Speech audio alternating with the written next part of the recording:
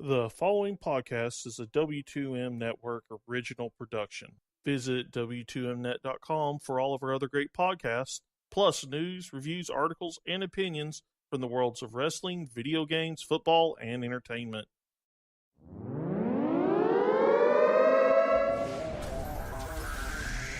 Wrestling to the Max, Monday Night Raw, review.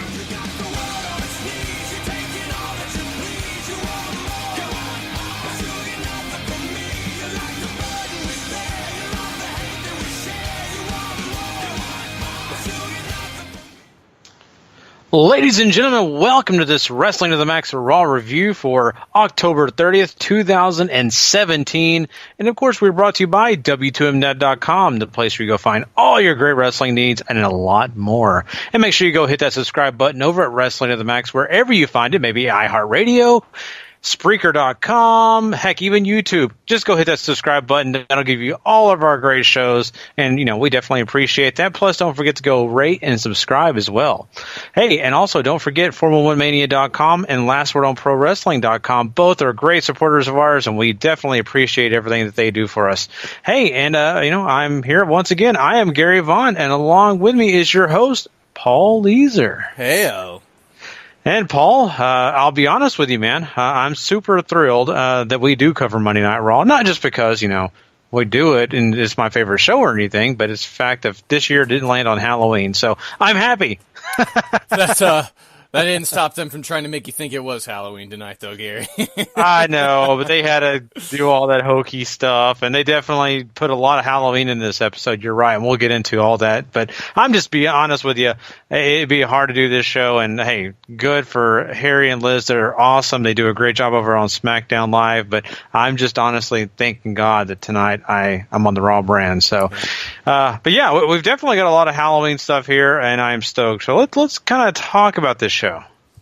Yeah, let's just go ahead and jump right in here because Kurt Angle comes out after they show a recap video of what happened last week. They have the entire Raw roster out there on the stage, and Kurt comes down and apologizes because he let friendship blind him last week, and that's how Shane was able to execute the Under Siege plan of attack on Raw.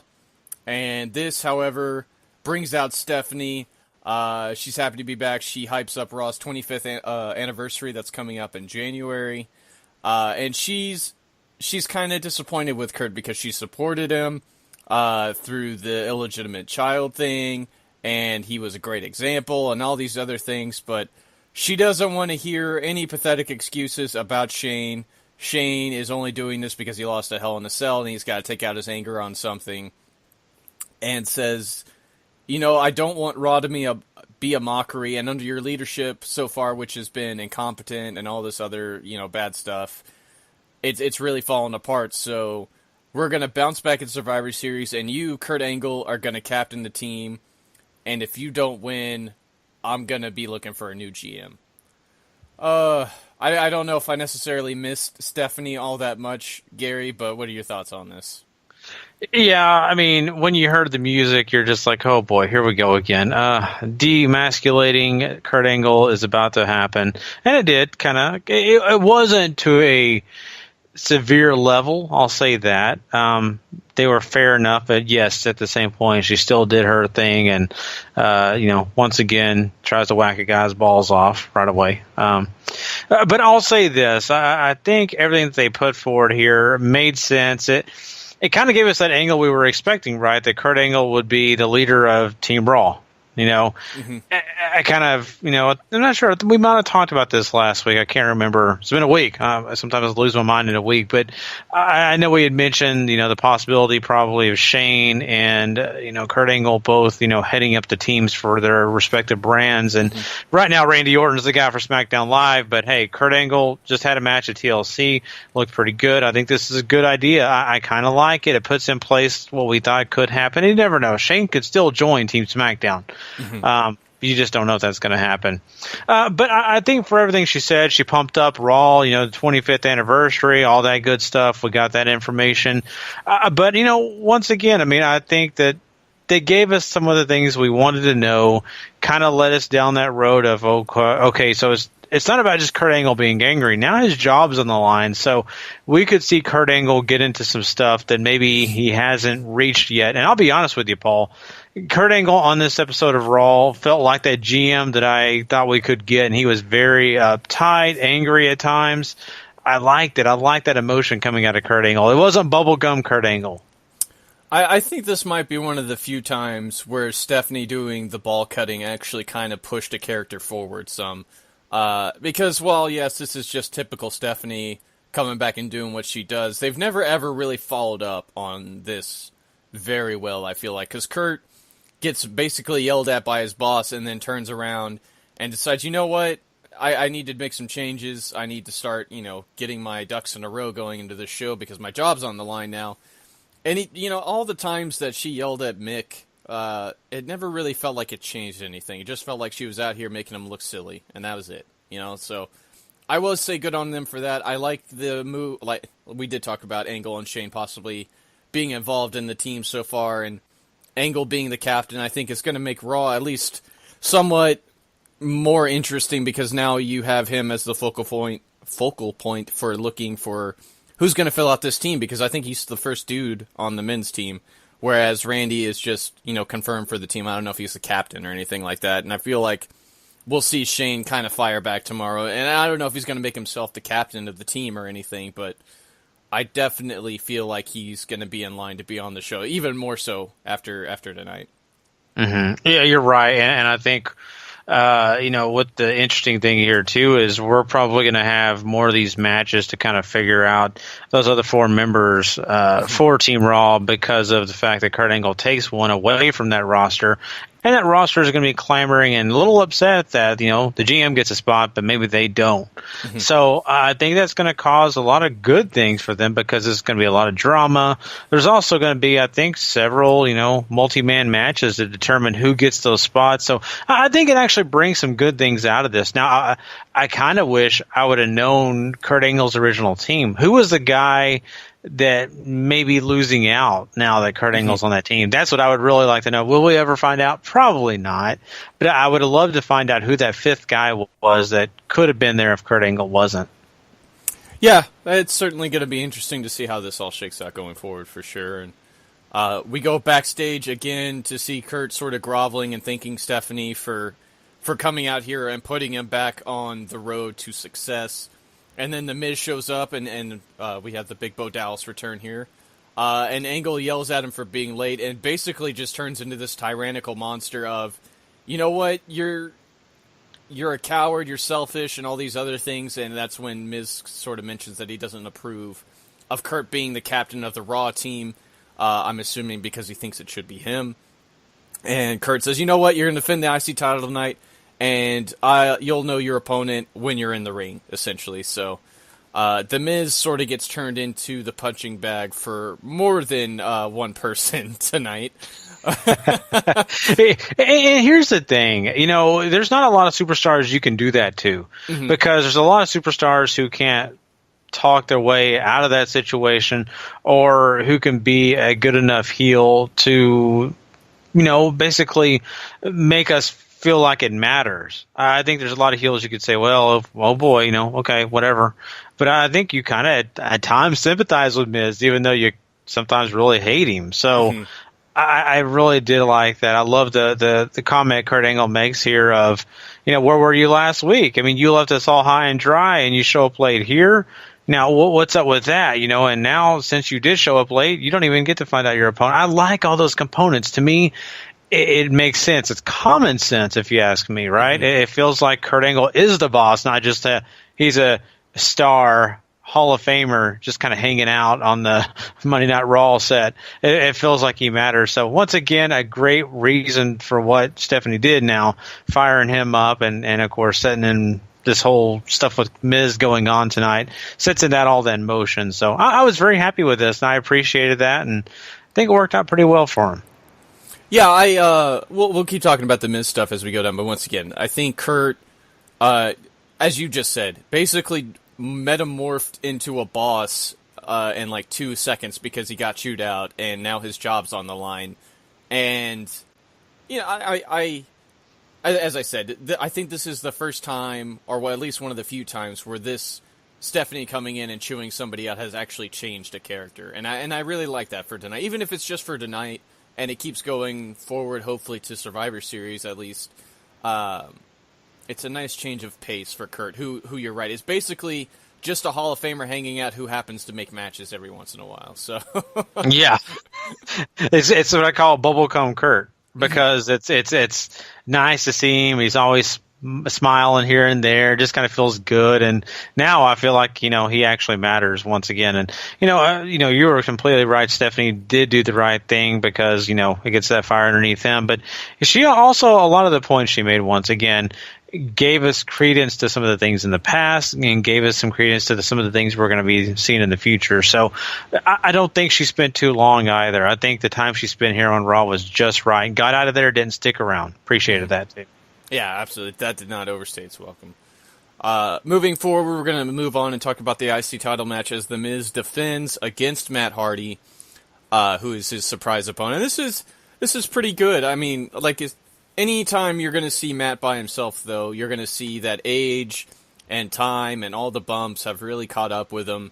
And he's slow here, but the crowd, for one, is just super hot the entire night. And secondly, I think Matt has more than made up for the fact that he can't go as fast as he can by playing up and utilizing mannerisms and gimmickry and all this other stuff. And that's what made the broken gimmicks work so well. And I think that's just what sort of keeps Matt relevant now, is his ability to get crowds into what he's doing.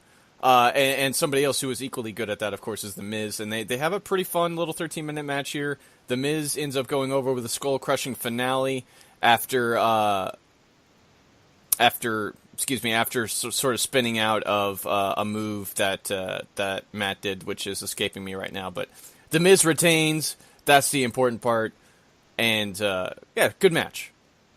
Yeah, definitely. And for me, it's one of those matches where I was kind of thinking to myself, okay, this could be good, but it may not be all that grand. It's just, kind of, but it actually worked its way around to being a pretty solid match. It was just entertaining. I'm a big Matt Hardy supporter, of course, and so anytime he gets in the ring, I want to root for him, get in there. And I don't feel like they took anything away from us in this. It wasn't a Miz squash or anything. He didn't just take out Matt. No, they got a good back and forth. Lots of good moments in it. And, it didn't take too long. I think that it kind of helped Matt too. So, in the long run, I think it was a good match, and hey, it was just kind of fun too to hear the commentary, because they had mentioned, and I'll be honest with you, I'm not a big historian, but I didn't realize that Matt Hardy has never held the Intercontinental title. So another added thing to the match that made me kind of want to root for him, like, oh, come on, maybe they can steal it away for one night at least, right? Mm-hmm. But nonetheless, good stuff. Yeah, absolutely, and we're going to stick with The Miz going forward. Because later on in the evening, they're ready to go out, him and the Miztourage, to go and celebrate with a night out on the town. However, as Miz goes into their locker room, there's a big bag of garbage in there, and speculation begins to run rampant that Braun is back. So Miz starts running around to his former teammates from TLC. He goes to Kane. Kane, he tries to sway him sort of by bringing up that you and Braun still have beef and all this, and Kane says, you know what, Miz, you're on your own. And then the Miz ends up running to Sheamus and Cesaro. They tell him basically the same thing, so Miz decides it's time to pack up and leave. And as they're attempting to make their exit, Kurt Angle stops them and basically goes with the dad voice of, you'll stay here or else. And we get to see in the main event segment that this goes very poorly for them, as Miz is attempting to make it into his limo. Here comes a garbage truck, Braun Strowman's at the wheel, and he's ready to start a murdering, and a murder he does. Poor Curtis Axel gets absolutely annihilated with 4 power slams. Miz and Bo get tossed around a little bit, but it's mostly Axel who eats everything and gets slammed through the announce table to send us out on at least a really fun note of Braun Strowman killing somebody, because that's just always good fun.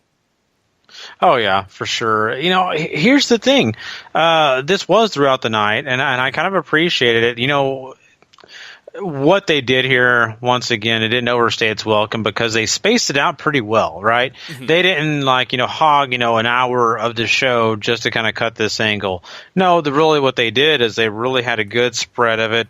You kind of continually was reminded about what was going on with Miz and how they were going to handle everything. So it actually was great to see this to kind of come to fruition here at the end. And, I think we all knew something was going to happen. Mm-hmm. But I'll say this. I did not expect the dramatic fashion that everything did take place when it came to Braun Strowman just having that much time to destroy, the entire Miz Taraj, but especially Curtis Axel. They really put an emphasis on that. So I, for the most part, pretty happy with it. It sets the lines clear of what's up with Kane and of course the Bar. They really don't have anything to do with Miz anymore, so don't expect any of that to happen in the future. Mm-hmm. All that kind of stuff. You needed to kind of know that, and I think they did a good job of it. So, I really can't say that this was, just amazing or anything, but I think it all had a lot of common sense to it and made sense. And it was a little over the top at the end. I think my biggest negative mark towards this is it really kind of had such a cheesy end. That sequence with the Miz in the Miz and the Mr. Raj in the limo, and they see Braun Strowman. It looked like a freaking B movie. It really did. Like they looked scared. You get a close up of Miz's face, and it was just really B movie-ish until you got to the ring and all that stuff that took place. So a little cheesy, but that's WWE. They kind of do that sometimes. I think it was solid. It wasn't anything great, but at least it was solid. This felt like more tacked on Halloween stuff, if you ask me, because the B-movie thing that you just mentioned definitely comes across, but it's basically a slasher film, right? The big bad guy comes out of nowhere again when you thought he was gone and basically murders somebody, and that's exactly what happened tonight. So I do always just appreciate watching Braun kill people. It's a treat. It is. Don't get me wrong. I love that part. It's blast to watch, Mm-hmm. But I'm glad you did bring that up. That it is truly a slasher movie because that's what you're going to see. Of course, Halloween night, everybody's going to be watching these scary movies, and mm-hmm. Everybody's trying to get away and find a way out. The cops won't listen. The parents won't listen, and then at the end, they've got to figure out a way to get away from the bad guy. So that's kind of what happened here. Yeah, absolutely. So I guess we'll stick with the Survivor Series story train here as Angle is back in his office again, and Daniel Bryan shows up and tells him, I'm here alone. I didn't tell Shane. None of the locker room is with me. I want you to know, though, that I had nothing to do with last week's attack, and it caught me off guard, and I didn't really approve of it at all. And Kurt says, you know what, it doesn't matter because I'm bringing my medals, I'm bringing the Raw roster, and we're going to take Shane and SmackDown out for good. So this later leads to Bryan somewhere in the back on the phone, and the lights go out, and here comes Kane basically to injure his old buddy. And to me, this really felt like a catalyst of pushing Shane into action because now his GM's out and he's got to, sort of step up to defend the honor of SmackDown now, I feel like. Yeah, and I could definitely see that, and it's it's Raw's shot towards SmackDown for the fact that they couldn't come in on Tuesday night and get their revenge, right? So here's their shot, they took it, and now like you said, Shane's going to try to get his revenge somehow, and maybe that does put him into play in that Survivor Series match. Who knows? But I think it's a good moment. It's kind of funny when all the lights go dark. You kind of think, oh, Bray Wyatt, right? That's the first thought I had, especially after seeing Bo. But Bray being involved, it really, was kind of shaky, and I kind of was shaky about it myself. So it was kind of cool though to see it be Kane, and we all know Team Hell No was a thing. So it brings a lot of questions, and I'm sure they're not going to bring it up, but I think it's kind of cool to kind of see Team Hell No kind of revisited, even though it was one of them choking slamming the other in the dark. So I doubt they'll mention it, though. Do you think Daniel Bryan will probably be off TV? They'll probably just kind of cut him out of Survivor Series because of this? I feel like he might be the surprise return at Survivor Series or something like that sort of pushes it the other way. Because he's kind of invested now, too, right? He's had Kane take him out, And I'm assuming that Raw is going to have... If Braun isn't facing Kane one-on-one or something like that, I assume one of them will be on the Survivor Series team, and that'll play a part, and then D-Bry maybe coming out and messing with Kane might be a part now. Because this really feels like it's going to go into overbooked territory, if you ask me. Yeah, it's... See, this is the problem because you have all the feuds on the selective brands, and then you have now the intermingling of the brands, and who's going to turn on who likes who. That's the thing. It's always a problem, right? When you have these teams that are made up of just a bunch of guys thrown together, and sometimes they don't like each other. So it's going to be interesting the way they set all this up, and the way they, especially when it comes to the Daniel Bryan, Shane McMahon, those people, along with even Kurt Angle. So I'm really kind of curious how this is going to shake out. But I do appreciate they did visit this with Daniel Bryan because he was a sympathetic character on SmackDown. Shane didn't want to hear anything from Daniel Bryan about being apologetic. So I like this. The innocent guy comes in and gets crushed. So now that innocent guy may not be innocent anymore. And, once again, I really do have a lot of questions now with Kane being involved in this. And why did Kane even do it? That's another thing. Why? Because Kane didn't do it because he loves Raw, right? I mean, you would think not. I mean, I would assume he could care less what he's doing, where he's going. But I just find that interesting, too. That's the little bit far-fetched thing I kind of see. Why? I wish they'd explain that better. Yeah, I can't really figure out why Kane did this either, but I don't know if you really need a reason for Kane to attack people anymore, just because I think that's basically been his gimmick the entire time he's been with a company. I have to ask this question. You're completely right, but is his theme music changed a little bit? Have they kind of tweaked it? It is different. Oh, God, I hate it. I love the old version. This one I'm just not into. I don't think he's had a great theme since Slow Chemical, way back during the early to mid-2000s. So I've never been a fan of his new orchestra one either. I appreciated the other one better than this one. I just have to throw that out there. And here's the one thing I know I spent a lot of time on Kane, but this just interests me because they got the 25th anniversary show coming up, and Undertaker is rumored and probably will be on that show. Are they going to visit any of this? Like, are they going to visit the Brothers of Destruction, having any conversation, things like that? Because I really thought that would be, if they knew that Taker was going to be at this show, they really should have made Kane really unhinged, not kind of unhinged like he is. I mean, I think they should have really made him super unhinged, which would have helped the Daniel Bryan thing, because he doesn't care about anybody. It'd be very interesting also to see Taker kind of face him, because I would love to see Kane's reasoning for all this being his problem is because he's making revenge for his brother being basically taken away. That's interesting. The only tie-in we have is the segment he did last week, right, where he wants competition and he's going to keep taking people out until he gets it, basically.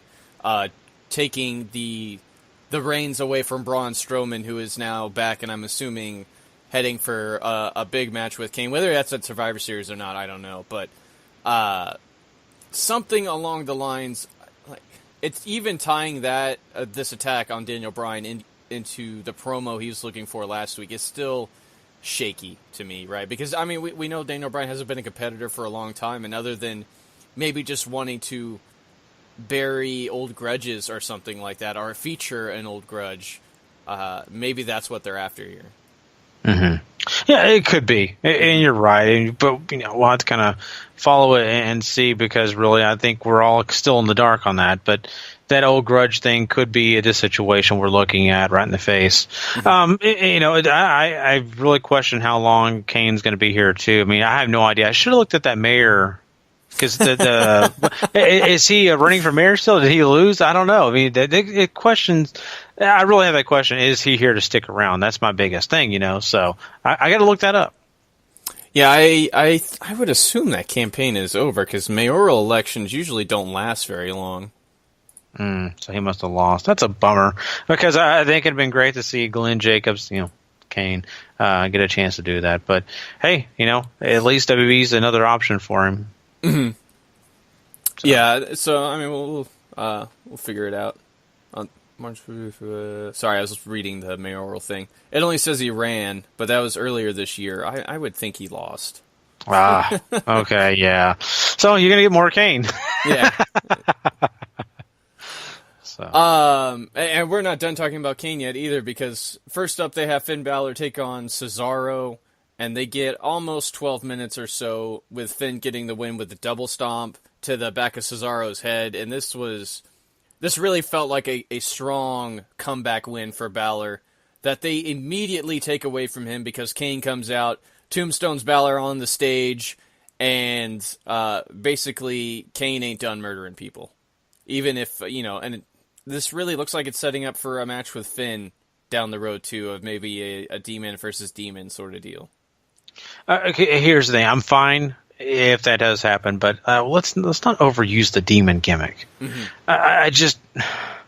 I'm very fearful of that because it seems like they're getting a little happy with it. And in fact, at TLC, I shouldn't have seen the demon, if you ask me. I should have just saw Finn Balor because the demon thing was for Sister Abigail. Mm-hmm. Had nothing to do with AJ Styles. So I just kind of blew it off but I get worried that every time a pay-per-view comes around, we're going to see the demon, and I hope that's not the case. Let's put that thing off. Give me at least 3-month break from the demon until you get to it. That's my horse on that stuff. I agree with you. It made Finn look very strong here, and I appreciate it. Cesaro, to me, is a guy you just don't go messing around with because Cesaro is very strong, super athletic, has all the tools, and Finn is able to handle him and get the 1, 2, 3. So I think that does give him a little bit more credibility. And, sure, Kane does, pile drive him into the stage and all of that. But, I think, to me, at least the victory against Cesaro still helps him compared to that. I don't think that, to me, that takes away too much from Finn. It's just kind of normal stuff that happens here and there. If it was somebody else, maybe it just... Kane in 2017, I don't think has a lot of appeal to anybody. And especially whenever you're squashing people who look to be your fresh crop of stars, because I shouldn't say squash, but at least making them look silly. Because he comes out next and has a match with Seth Rollins, and basically, I don't want to say schools him, but Seth sells like death for him as they hit around the 6-minute mark before Kane puts him away with the choke slam. And you still have Cesaro and Sheamus at ringside. And here comes Ambrose after the match to hit Dirty Deeds on Kane to sort of save him from the 3-on-1 beatdown. And here comes Sheamus and Cesaro and Kane back in. Kane tombstones Ambrose and sort of leaves everybody in there lying except for the Bar, obviously. Do you feel like any of this is really going to make Kane look any stronger heading into a match with Braun? Because I certainly feel like that's probably going to get settled before anything else Kane is doing right now. I don't know if any of this is really necessary. You know what? I agree with you. Here's the thing. Kane, okay, I'm going to use my silly analogies again, but I'll be honest with you. This is how I feel about Kane, and I love Kane to death, right? Mm-hmm. And not saying I'm a huge fan. I don't have his posters on the wall or nothing like that, but I love the character. I think it worked for the Attitude Era for sure. Post-Attitude Era, he still stuck around, kind of appreciated some of the things he did there. Team Hell No was a lot of fun. Kane right now is that uncle that comes around at Thanksgiving and you're just saying, okay, it's cool to have you, but stop telling those same old jokes. Like, I've heard them 100 times. I heard that story 1,000 times. And, he was fun when you were a kid, but now he never got past all that, and he's still doing it. He's not matured or understood that you matured. And I think that's the same way I feel with Kane right now. I kind of wish he showed up in a different manner and not try to be the same Kane, because unless he has a super overhaul, it doesn't work. Like you said, this is an old veteran. He comes in. He's not faster. He doesn't look like he's any more stronger than he was. I think we're just kind of getting the same old Kane with a bunch of new crop of superstars, and we're supposed to believe this guy is just amazing. He's just going through people, running through people. It doesn't work for me. I don't buy it, and I really honestly don't know if the people that have never really watched Kane are buying it. I can't say it because I have a history with Kane, but I'm assuming some of the young people watching the product now and haven't seen the Attitude Era are looking at Kane like, well, he seems strong, but I mean, I don't know if I really care. And honestly, I don't know if I really care either. I get it. They need another big guy to go up against Braun. Big Show's not around right now, but I'm not really buying it. I just don't have a lot invested in it. Mm-hmm. I'm right there with you.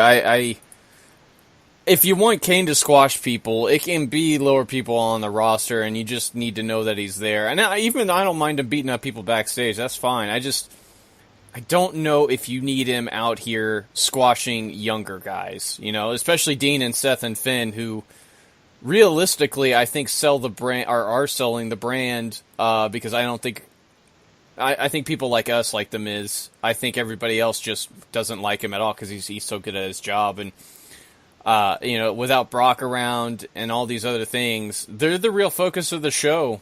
And Kane just sort of making him look goofy just to serve him up to Braun feels really short-sighted to me. Yeah, I am right there with you. I don't like it a whole lot. I mean, I'm dealing with it. I'll say it that way. I'm politely dealing with it. Great way to put it. That is a great way to put it. Politely dealing with it. Yeah, just like that uncle. Yeah. I'll listen to the story again, but I'd rather be watching the game and eating turkey. So. Mm-hmm.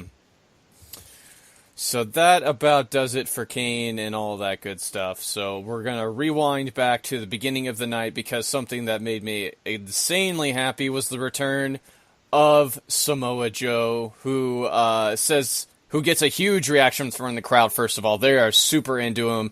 He says, however, he hadn't missed anybody. Nobody reached out to him while he was gone, so he doesn't care about anybody once again. And their disrespect will fuel him as he murders somebody, and that poor fool, unfortunately, is Apollo Crews. And Titus O'Neil, who gets choked out after Apollo is done being served up to Joe here. I think Joe looked like $1 million here. Mm-hmm. He needed to. And this is Joe that, well, he never skipped a beat from being gone. Mm-hmm. And I think that needed to be done, Apollo Crews, Titus O'Neil, I kind of feel bad for them because once again, they get to be picked on just for someone else. And it's the same old thing with those guys. But Joe is Joe. He comes out with a strong promo. I liked it. I liked from some of the things he said, basically saying the audience was really never there for him. Mm-hmm. And then continued on here with this match, had a decent match with Apollo Crews, took care of business in a decent time span, and then throwing his gum at Titus O'Neil. It's just great. So, I think, this is something that if they're going to bring him back, they had to get done. Mm-hmm. Yeah, this feels very much like you're powering Joe up to look like a dominant member of the Survivor Series team for Raw, which I have absolutely no problem with. And, of course, if you follow Joe and Kurt Angle outside of WWE, there's a lot of history there as well. So Angle sort of maybe placating to Joe to be on the team could be some real fun down the line. Yeah, let's just keep away from that main event mafia stuff. Fair enough. Yeah. Let's go ahead and get these other small little bits out of the way before we talk about the women who get a solid portion of the show here. First up, we get to see some decorations being put up because there's going to be a trick or street fight, Gary. And Rhino and Heath Slater are out in costumes. They are Santa Claus and Mrs. Claus, which is pretty funny. And the Good Brothers, of course, are their characters from Southpaw, which, of course, is Tex Ferguson and Chad Too Bad, who maybe are the best part of that show. And it's sad days, Gary, when you can't beat Rhino and Heath Slater in the tag team division right now because the Good Brothers end up falling after Anderson takes a pumpkin to the head and then eats a spine buster through the table from Rhino, and that's all she wrote. I wish I could say the match was good, but the fun really ended at the costumes. Yeah, and let me just say this. I really, really feel bad for, I'll say, 3/4 of the Bullet Club.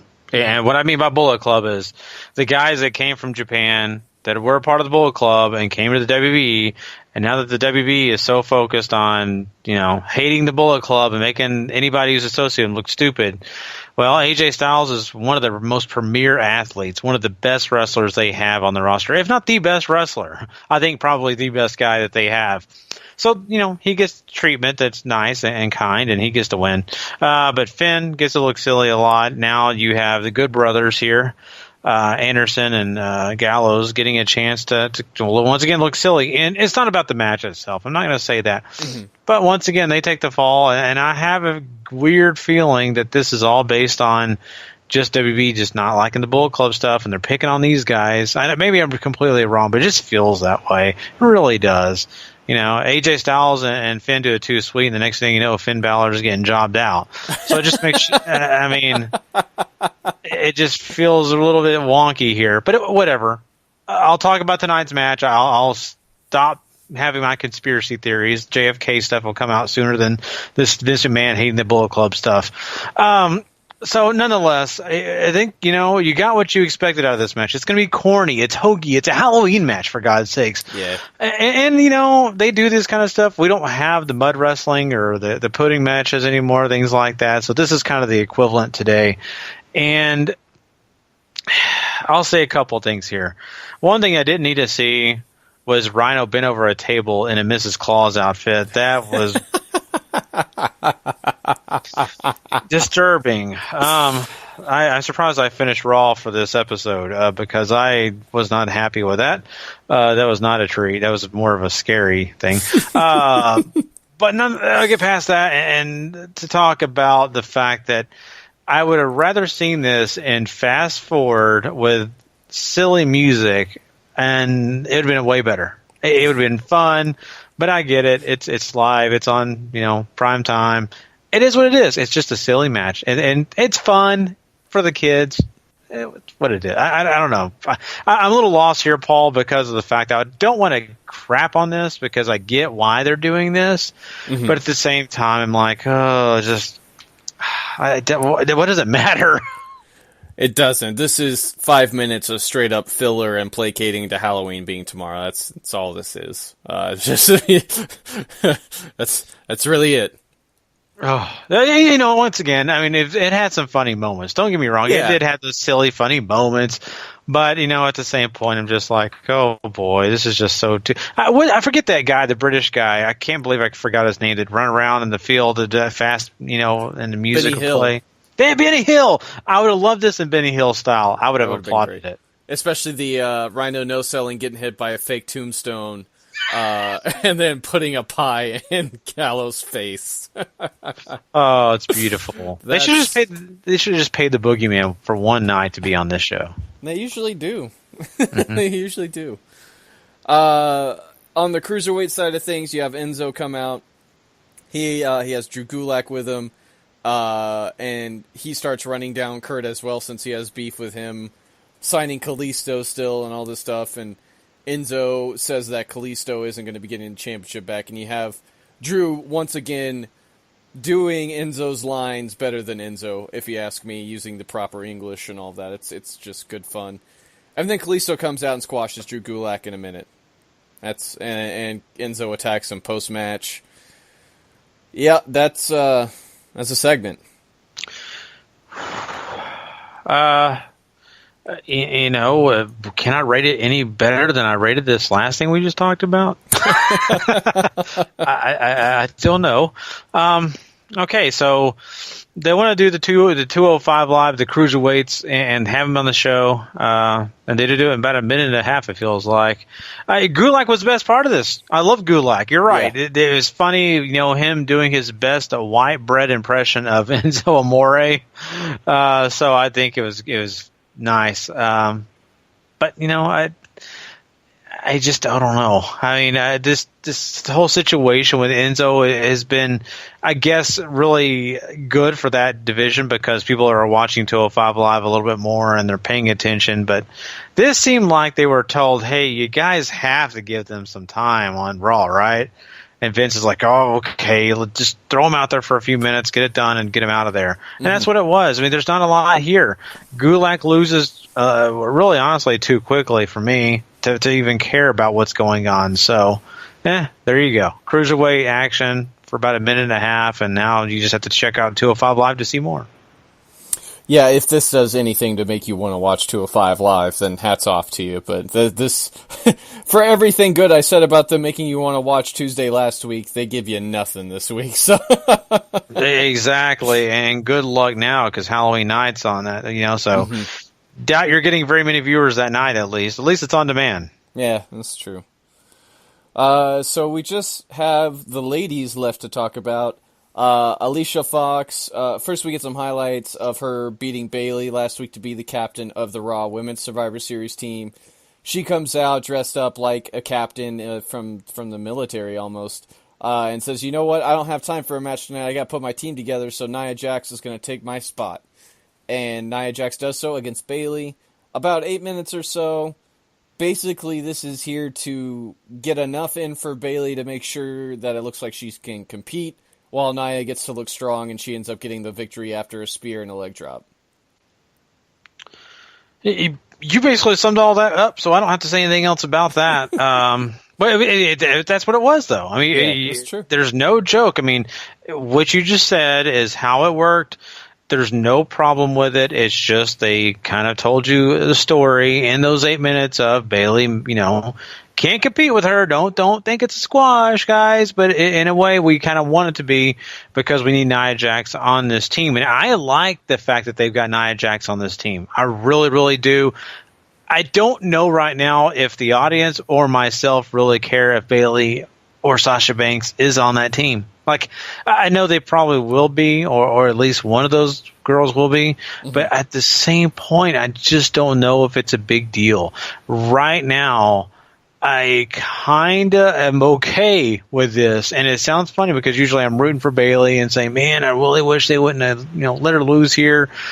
To me, actually, this was perfectly fine. I have no problem with it. Hey, I if you got to say Bayley for something else, do that. Hey, I don't even need her on the Survivor Series team. So, no, not hating on her. I'm just saying Nia Jax to me fits the bill.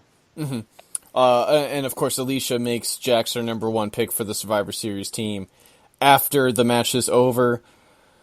It does really feel like they're poising Alicia to sort of be another heel to mess with for now, and actually make it feel like she matters, so much so that it looks like it's going to end up costing Raw the Women's Survivor Series match, because she's going to go about using her grudges against Sasha and now apparently Bayley to sort of build a team without them, even though I'm pretty sure Raw is going to end up with Asuka on their team, which really makes me think that something else might happen to where Asuka is the sole survivor or something like that. But I don't know.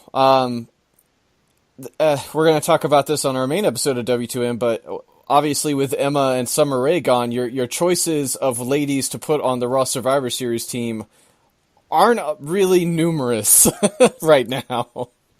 Yeah, and we also have to throw in the fact that you can't use the women's champion either. Mm-hmm. So, I mean, you take away another talent from your... So that's the only thing that makes me think that there could be a possibility where they have no choice but to use Sasha. They have no choice but to use Bayley on this team.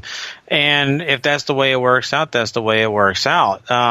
But, nonetheless, I don't think that they're going to be basically the focal points of that Raw team. I just don't. I think they're going to be kind of background players, and if the match actually brings them out and starts a new feud or a new storyline for them, that's great. That's the awesome thing. But besides that, I think you're right. This is more about Alicia Fox. It's more about maybe even Asuka. And I'm completely fine if it comes about, the whole thing with Asuka and you saying that she clears the ring and she's the lone survivor. I think that's great for Asuka. Mm-hmm.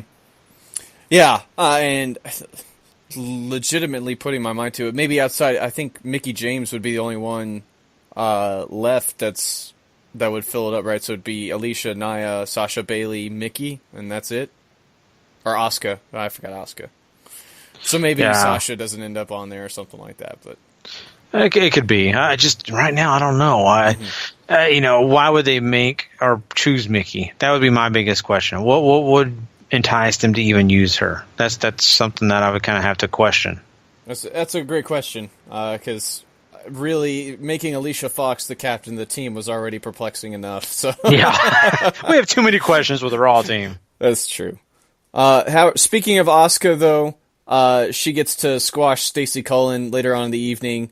I think this is more of what I've been looking for, is her just straight up killing folks, and she beats her in less than 2 minutes. It's wonderful. Yeah, you're right. And I thought to myself, they listen to us.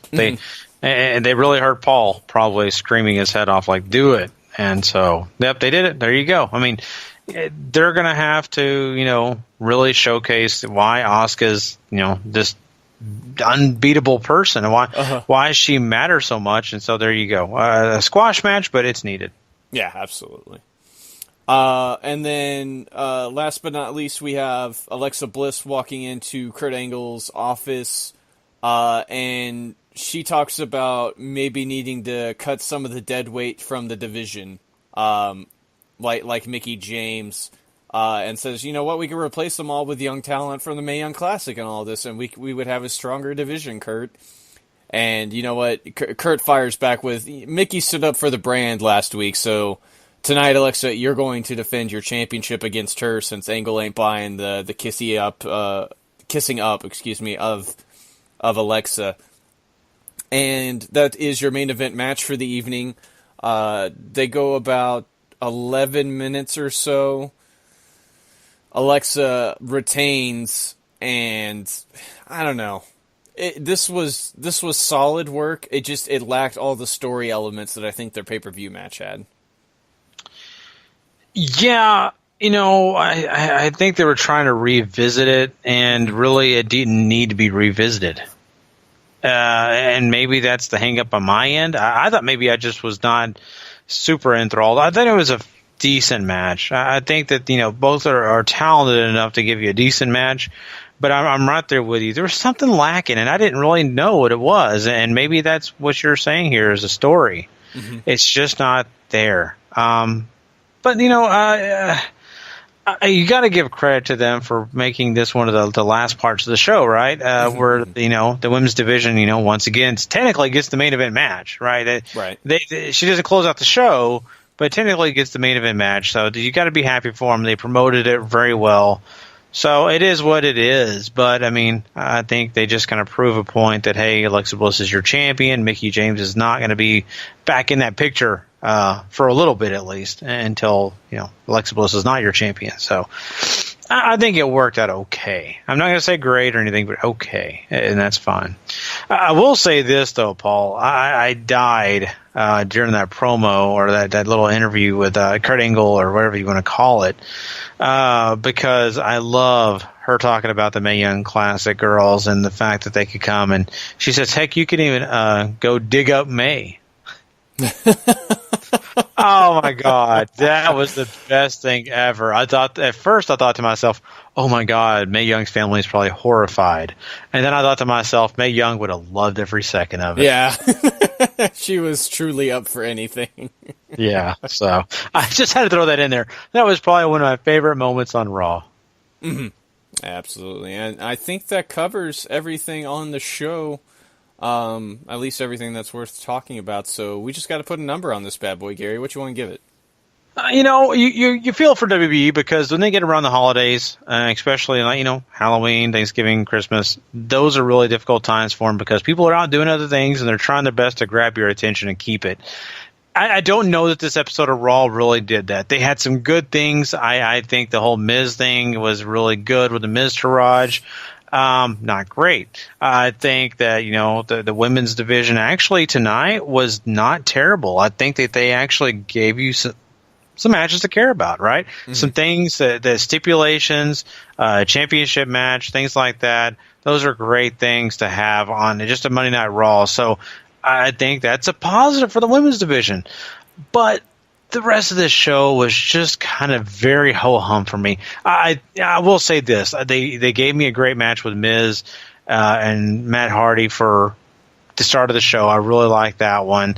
Some of the other matches were good, but not anything just over average. So I'm going to go with a 6 here, and that may be pushing it a little bit, to be honest with you. I almost gave it a 5, but I'm going to give it a 6 for the fact that they did give me a little bit more than they probably should have. Mm-hmm.